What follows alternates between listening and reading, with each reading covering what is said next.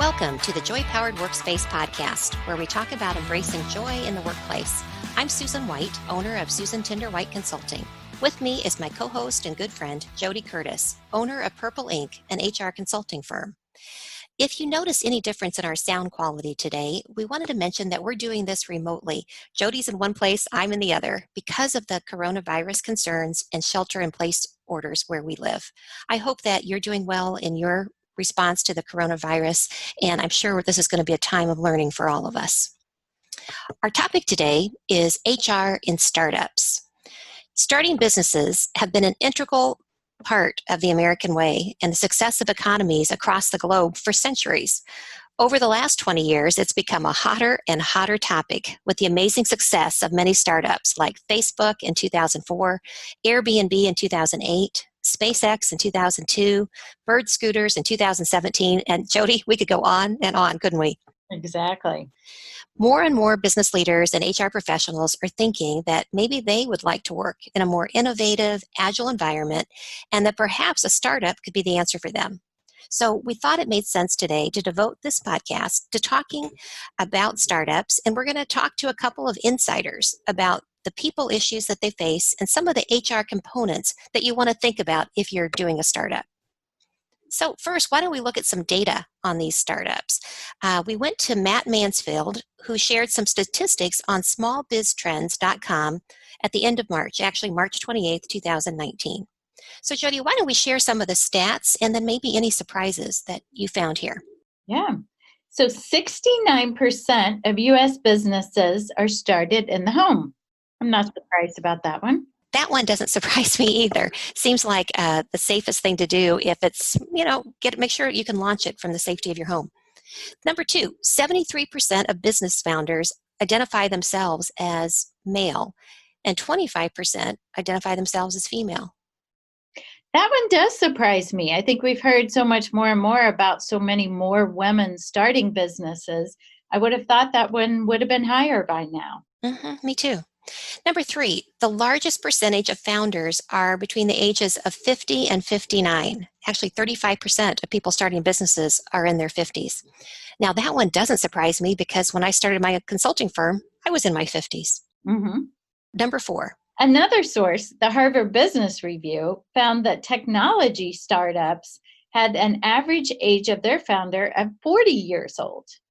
That kind of makes sense, given the fact that people that are 40 probably grew up with computers in their world all their lives, right? Right. So Matt Mansfield also talked about why do people start businesses? And here's some of the reasons based on his surveying that he revealed.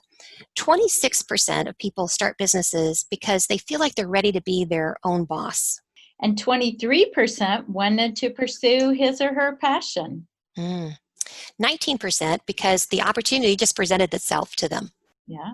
And 12% were dissatisfied with corporate America. And 6% were laid off or outsourced. And another 6% just were not ready to retire. Okay, so those last two reasons are why I started my business, right? My job was eliminated, and I really felt like I was in my mid-50s, that I had more juice left in me. And so I thought, what could I do? And I was ready not to work for anybody else, wanted to work for me. So that really does resonate with me. Yeah, I'd go back to the first one. I was in my mid-40s, and I was ready to be my own boss. Makes sense. Yeah.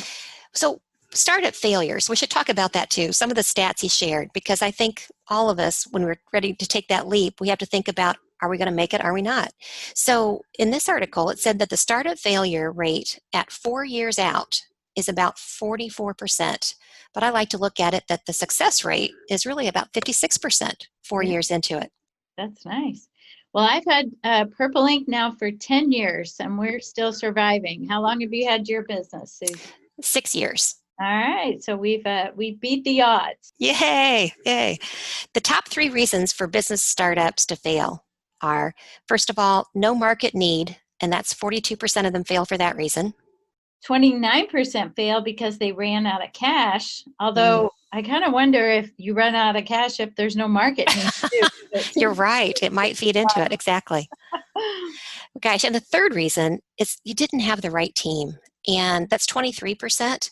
That one I think really resonates with us, doesn't it, JoDee? Because we understand you've got to have the right people in the right jobs if you're going to make it work. Right. Absolutely. Well, our first guest today is Grady White. He's a business leader with a lot of experience working in startups. Grady is currently the head of growth for Vivante Health, a digital gut health startup that is in its 5th year of existence. In the past, Grady has been the chief operating officer for Parachute Health, that's now in its 5th year of operation. He was a senior program manager at Snapchat, which is now 9 years old, and he was an early Uber employee, which in Uber now is at 11 years old.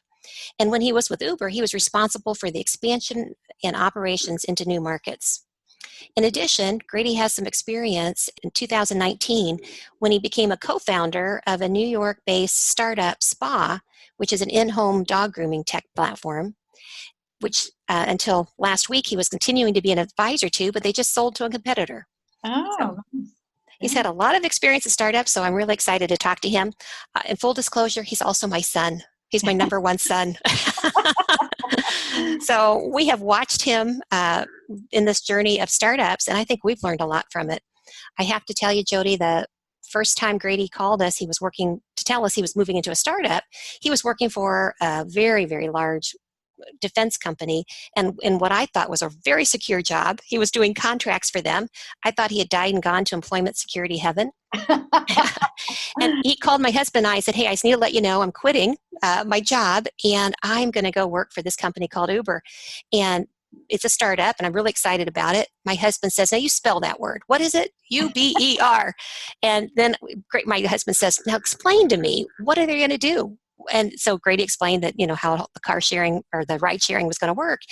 And my husband says, Grady, I think you're nuts. Strangers will not get into strangers' cars. So when you call us back, I don't know how long it's going to be, you're going to call us back and say this idea didn't work.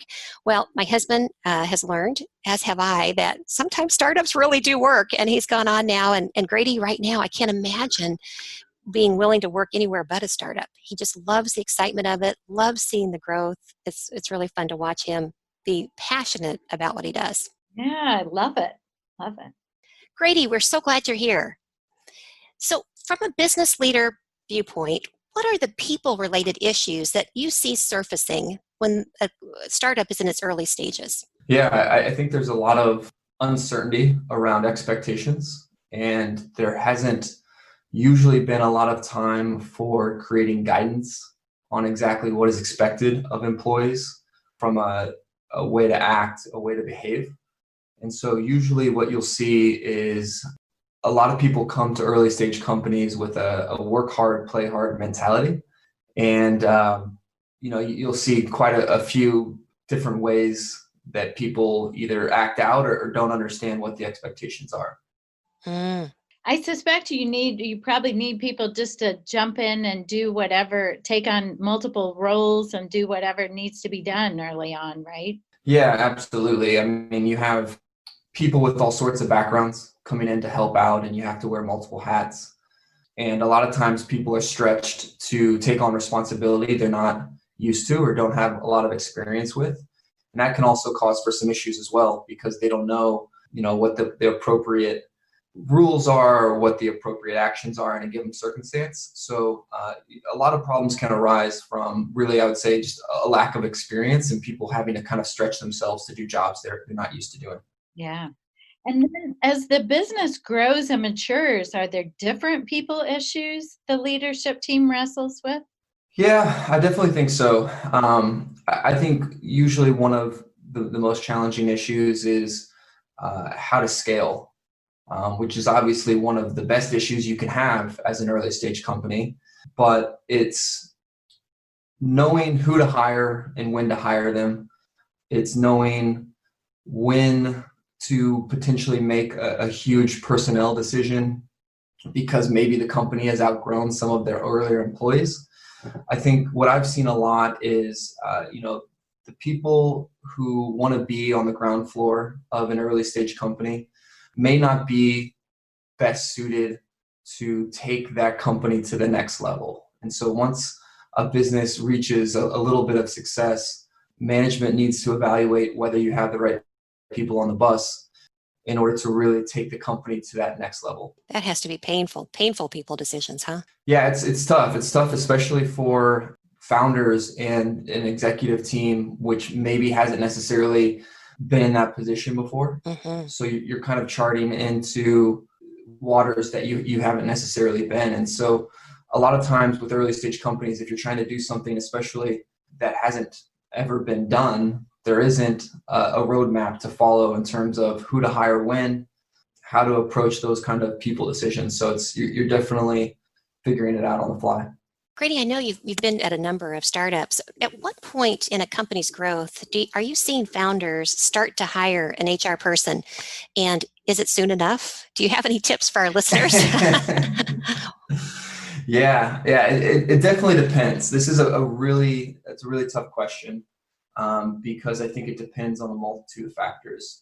So a lot of my past experience has been at venture-backed companies. Mm-hmm. And so we've been in the fortunate position to have some capital behind us to be able to spend on hires like an HR person. But I know a lot of small early stage companies don't have, a couple of commas in their bank account to be able to make decisions like bringing on an HR person. And so what I usually end up seeing in the companies I work with that aren't venture backed, they wait a little bit longer before hiring a full-time HR person, and then they usually subcontract that out as long as they can. Mm. But really for me, the two kind of milestones that I see it as is, the 15 person full-time mark, which is obviously implications with, I believe it's the Civil Rights Act. Once you start crossing the threshold and over 15 people, you start having some new laws that regulate you. And then the other one that I've kind of used in the past is right around that 50 person mark, because once again, I think FMLA comes into practice once you cross the 50 person threshold. So once again, it depends on the industry you're in, depends on the revenue you're doing, how much money you have, if you're venture backed or not. But those are kind of the two thresholds I think about. Yeah, nice. And Grady, before you have maybe not even an HR person, much less having an internal recruiter, how do you attract talent?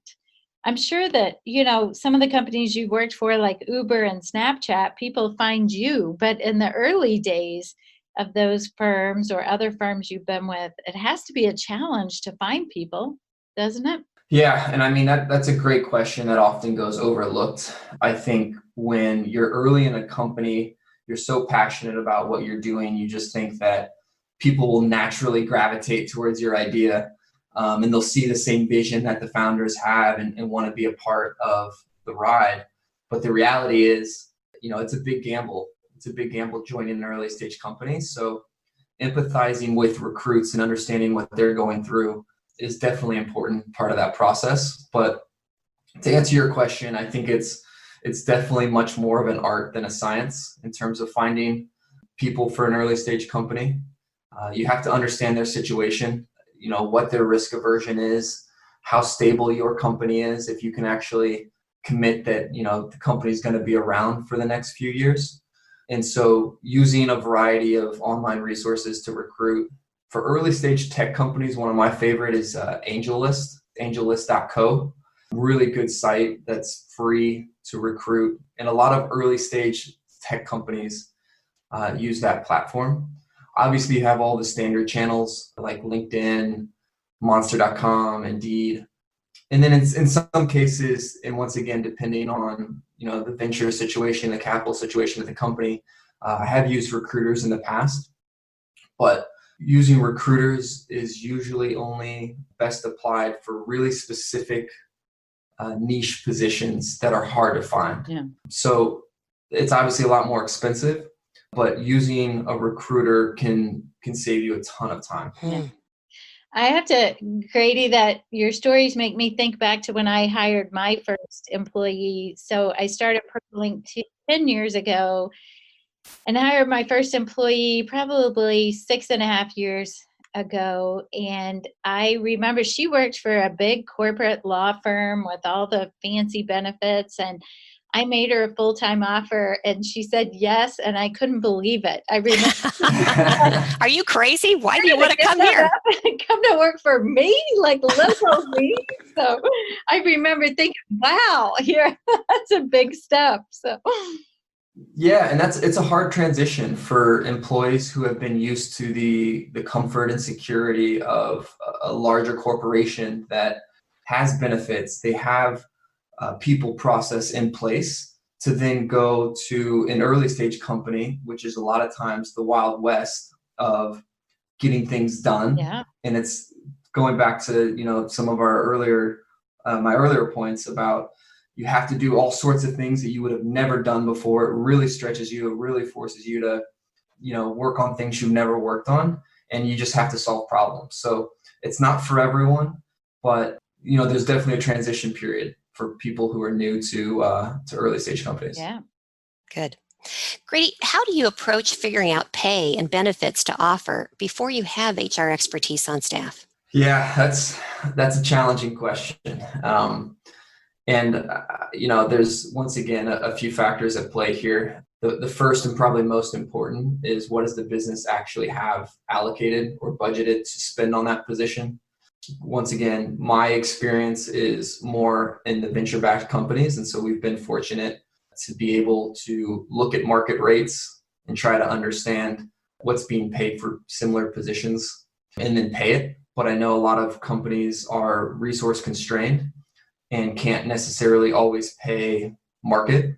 So usually early stage companies lean more heavily towards equity. So essentially giving away a piece of the business or options in the business as part of the compensation package, as opposed to just straight cash salary, because even for venture-backed companies, cash is still super tight for the first few years.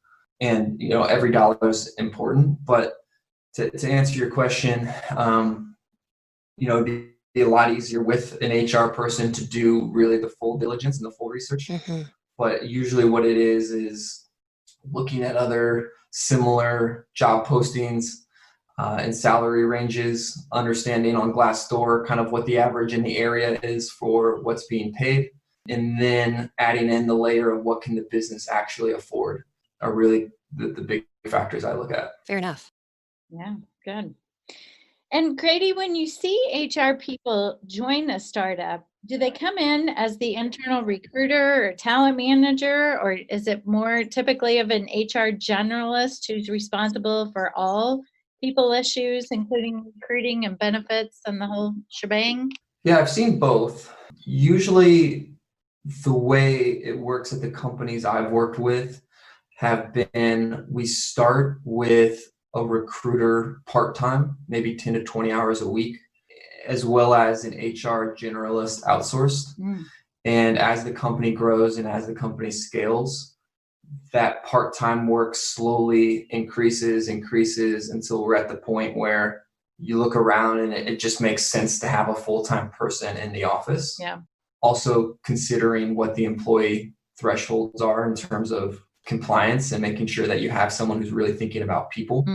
So I would say once you make that full-time hire, in my experience, it's been more on the HR generalist side, even if they may be a good recruiter, because obviously you're still going to need recruiting. Really at around 50 people is when you start feeling it from a culture standpoint of not having an HR person in the room, not having an HR person always advocating for employees. And so, they need to think about HR strategy. They need to think about hiring. They need to think about people process and guidelines and setting those expectations. Whereas, the rest of the management team, although that's super important, I think a lot of times is more of an afterthought, because they're worried about how are we gonna eat? How are we gonna make our next dollar in revenue? Sure. How are we going to survive? It's not necessarily always thinking about what's the best, most inviting work environment. Well, let's talk a little bit about work environment and culture. You've been a manager of people in a number of startups. Are there any common themes or concerns that you've heard kind of surface from staff members in a startup? And do you think they're unique to startups, or do you think they would be any workplace? Yeah, I think one of the most common threads that I've seen is in early stage companies, it's tough to dedicate time towards people development. Once again, going back to worrying about survival and always trying to figure out where the next dollar of revenue is going to come from, you don't have a lot of time to think, how am I going to develop Joe employee and take them from, an entry-level employee to a mid-level employee and take them to that next level. And I think that's what really sets apart the good early stage leaders from the average is, willing to invest that time in their employees and help them grow professionally and personally and take them to the next level. Nice. And Grady, is there any advice you have for our listeners who are HR professionals or business leaders who are considering founding or joining a startup? Yeah, be ready to roll up your sleeves. There's a lot of work to do. Yeah. It can be one of the most rewarding and fulfilling experiences of your life. I think you'll work really hard, but you can potentially get a lot out of it, and you'll potentially learn more than you've ever learned in a short period of time. So just approach it with an open mind and be ready to work hard. Yeah. That's great. Grady, thank you so much for joining us today. It's really been a pleasure. Thank you for having me. Yeah, excellent advice and good insight for us. Yeah, I appreciate it. Now, a word from our sponsors. At MJ Insurance, our comprehensive, forward-thinking approach to analytics is the foundation of our benefits consulting practice. Using data-driven strategies to get the whole story about your company, including where you're headed, is key to your success. MJ's proprietary analytics solution, Aperture, transforms data into solutions, giving insight into the future that helps you make smart, forward-thinking decisions about your business. See how Aperture can be a game changer at mjinsurance.com. That's mjinsurance.com. Our second guest today is Don Lively, Chief Operations Officer at FullStack PEO. FullStack describes itself as turnkey HR for emerging companies. Welcome, Don. We're so glad that you're here. Thank you so much for having me. Don, could you explain how a PEO works? Yeah. Or describe what a PEO services look like? Oh, absolutely. PEO stands for Professional Employer Organization. And in a nutshell, that's a super long, definition for a company that handles the transactional HR, benefits, tax related to employment, and payroll services for small to mid-sized companies who may not necessarily want to invest in their own entire HR department or HR professional, particularly if they're in like a startup or a scale-up mode. Don, when do you see companies get to the size where they move their HR functions in-house? It completely depends on the organization. I mean, companies typically tend to use PEOs through inception, at least through 50 employees or not more. And then even beyond that, we see a lot of companies that'll stay with a PEO because when they make that decision to hire a HR professional, they want a CHRO or they want a truly strategic thinking professional. They still don't want to have to be worrying about their regular payroll processing, somebody needing a new copy of their benefits cards, anything along those lines. So they can still continue to partner with the PEO for a very long time after that. Yeah, makes sense. What are the unique people issues that you see surface in startups? Oh my goodness. I think I caught a little bit of what Grady was saying earlier. The biggest thing for me and the startups that we work with is it's all hands on deck because everyone is just starting out. It's truly hard for them to have defined job descriptions of this is my box and this is what I should stay in because everybody is in survival mode and they're all trying to do what needs to be done to get product market fit and make themselves successful. So that's probably the biggest thing versus then you see that company grow and take off, which is an awesome journey to be a part of.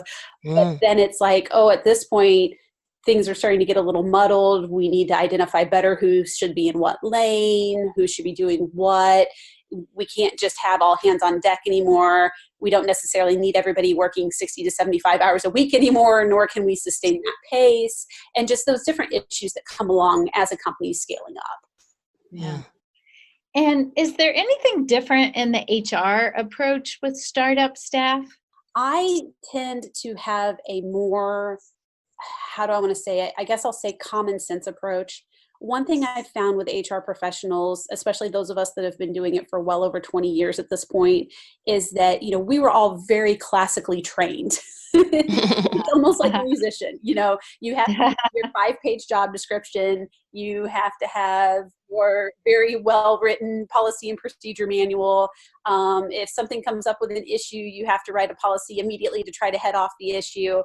Really, with a lot of our clients, we feel that less is more. And one of the things that I constantly advise our clients is do not ever create a policy or a procedure built around one person or one situation. Manage to the many, don't manage to the few. Yeah. And so that's one big thing, especially with scale ups, that they're just trying to go so fast that they don't really know when do they need a policy about something and when do they need to operate. So trying to advise them through that. So Don, that sounds like a big mistake that owners can make, creating policies around one person here and there. Are there other mistakes that you've seen in startups that our listeners could avoid? Oh my goodness. I mean, I think one of the biggest things is something that we are playing out right this second, and that is with regard to the new COVID-19 legislation. I don't want to immediately date this podcast the second we record it.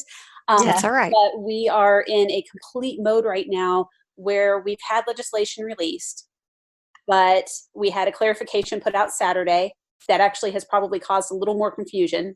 And now we're literally waiting any second on the Department of Labor to clarify that and put out more clarification and more rules and, around that. And in the meantime, employment law attorneys are going, here's a policy you need to put out. We need it ready to go and do this and do that and all of it right away. And by the way, it's in effect April 2nd.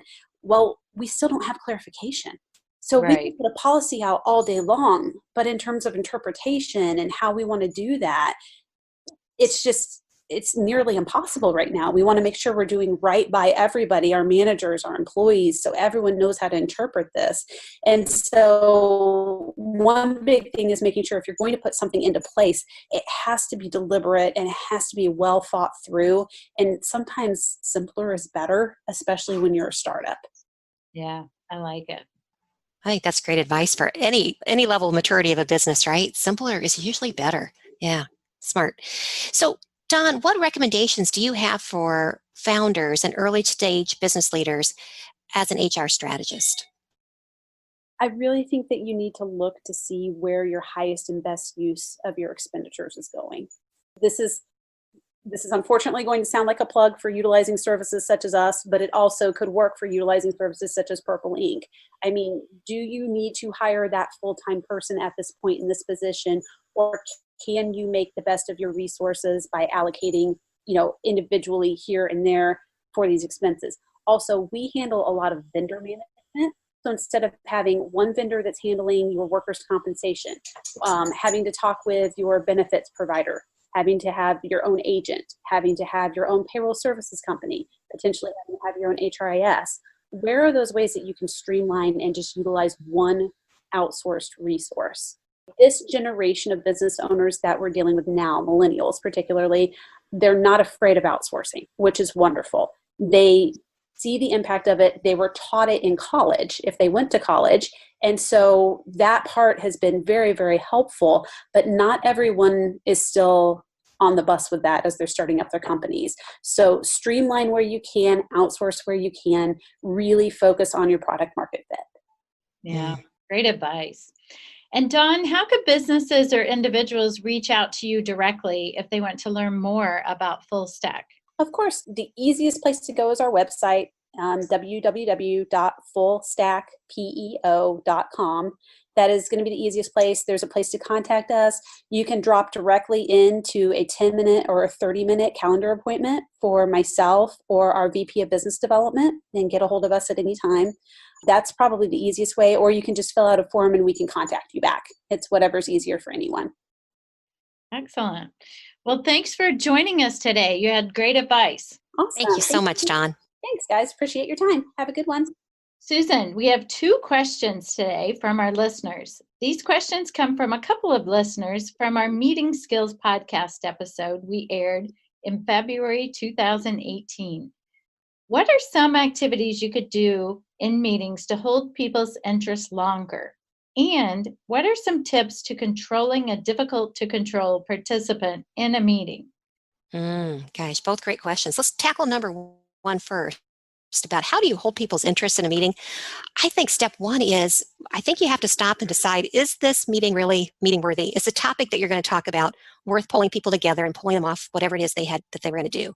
Right. And I think it makes sense that when you start the meeting, you talk about, here's the topic and here's why it's important to our business, to our mission, our vision, our values. Reconnect it to why it's so critical. Otherwise, it's not worth doing. Yeah. The second thing I think we ought to do, JoDee, is share the agenda ahead of time. Even if it means that at the very beginning of the meeting you haven't had time to distribute it, let's talk about what I have on the agenda today and make sure that everyone in the room agrees with it, sees the things we could knock out. Maybe somebody else is already working on a particular item. Maybe there's something that's more important than what I brought to the meeting. Let's get everyone's skin in the game that what we're going to talk about is that important. Yeah, I like it. What are some other things, JoDee? Well, I think one of my biggest advice that I share with people about meetings is to get people engaged in the meeting and give people different roles that, maybe I start the meeting, but then say, Susan, I'd like for you to lead this part, or Emily, you take the lead on this topic, so that it's not just one person speaking. I think that sort of forces people to be more prepared for the meeting because they know they're going to be leading a part of it, taking on the discussion, giving a report, whatever that might be. I like that. It kind of makes everyone bring their A game because they know they're going to be on, right? Another one I like, I think it's important that there is a hard stop for every meeting. Oh gosh, I've been in meetings where there wasn't, and it can go on and on. And so I think if you know we have 45 minutes, we have 90 minutes, we have whatever, it creates a sense of urgency that we've got a lot to cover and here's our time. And if we see things starting to meander, we say, okay, we're at halfway point. Here's what we have left. Right. What can we do differently? Right. I guess, and my final one would be, I love to insert some type of physical movement if you can, especially if it's a long meeting. Maybe you have a 2-hour, 3-hour meeting because you're looking at new products, you're looking at different things that are going to take some real time. Maybe it's that you get up, you all change places, you go, everybody move over to a whiteboard, you do something physically, because I think that physical movement can absolutely help spur on a little more adrenaline and get things going. That's a great idea about inserting movement. I like that. All right. So the second question was from our listeners were, what are some tips to controlling a difficult to control participant in a meeting? Well, I think that it's important to create some group norms at the beginning, especially if you know you've got a difficult person in the room, so that, first of all, talking about the agenda, talking about the time constraints we have, and then maybe you introduce some, meeting etiquette where that we're not going to talk over each other. If we have to, we'll use that talking stick. I think it's important that we let people know what's the expectation of how we're going to treat each other, especially if you've got somebody in the room who has displayed bad behavior in the past. Yeah. Yeah. Another one I like to do on that is, not that you would ever be the difficult person in the room, Susan, but just as an example, if you were talking too much or being very forceful in your opinions, I might specifically say, Susan, thank you so much for sharing that. Does anyone have some different feelings on that? Or what might be an opposite approach to that? Sort of giving people permission to disagree with that person. Because sometimes when you have someone who's so dominant, then people, although they might feel strongly about the opposite view, they might not feel comfortable speaking up. So giving them permission to talk about it. I like that. I've had to call a break before when there's somebody who was just really going off the rails, and use that time to talk to that person individually to figure out what's going on, make sure I acknowledge them. I hear you're upset. Let's talk about the why behind it. Is this the forum? Do we want to do this? Where else can we go with this? Yeah. Yeah. And of course, if it doesn't work to take a break, at a minimum, I think after the meeting to debrief with that person and talk about the impact of their behavior in the meeting. At least set yourself up for success on the next meeting. Yes. Well, good luck. I'm really hopeful the listeners who ask these questions that these ideas give you something that will be helpful to you. If you have further questions on this or you have further ideas, some of our listeners might have even better ways to do these two things. We'd love to hear from you and share with our other listeners. Yeah. All right, so in the news, a Wall Street Journal article by Catherine Dill that appeared February 27th, 2020, that was entitled, "Tough Interview Process is Linked to a Higher Job Acceptance Rate," I found fascinating. Catherine cited a Glassdoor research study that said that younger workers, ages 25 to 34, are more likely to accept job offers after enduring more difficult interview and pre-employment screenings. Glassdoor gathered this data from nearly 100,000 job candidates who used Glassdoor.com between January 2018 and November 2019 in this study. This really surprised me. When an employer inserts relevant skill tests into the hiring process, candidates' acceptance rates increase by 2.5 percentage points. I get that. People want to know that they're being evaluated on relevant things. Right. However, I've never thought about putting people through anything that's potentially stressful or uncomfortable. The study says that you don't want to put people through pre-employment tests that applicants don't see as relevant for the job they're doing. But if they're more difficult, the person feels more challenged, they are going to feel like they've actually passed something, and they're going to feel stronger when an offer comes in about saying yes. Glassdoor research cited tougher and more transparent interviews as being appealing to especially millennials, so that they get to be assessed on the unique skills they possess. Nice. Nice. Until now, the job market had been fairly tight. And so while we were putting lots of emphasis on creating a positive candidate experience, I think the message for us is let's make sure that we're investing in conducting well thought out behavioral and technical interviews aligned to the competencies that we need in each role. And think about, maybe we want to add some assessments that are challenging, that really makes the person feel like they are being assessed and they're passing. Yeah, I like it. I would think personally that you need to be a company that is a place where people want to work and they're willing to invest in that time and that process to do it. If you don't have a good reputation, people are not going to want to put the energy through to do it. For sure. But that's good information. True. Very good. Well, thank you for joining today. Thank you for listening. We hope you enjoyed the Joy Powered Workspace podcast. If you like the show, please tell your friends about it and let us know what you think of our podcast by rating and reviewing us on Apple Podcasts. It helps new people find our show. The Joy Powered Workspace podcast can be found on Apple Podcasts, Spotify, Stitcher, or wherever you listen to podcasts. You can learn more about Joy Powered and find our books and blogs at getjoypowered.com. We're at Joy Powered on Facebook, LinkedIn, Instagram, and Twitter. Sign up for our monthly email newsletter at getjoypowered.com/newsletter. If you have comments, suggestions, or questions about anything related to business or HR, you can leave us a voicemail at 317-688-1613 or email us at joypowered@gmail.com.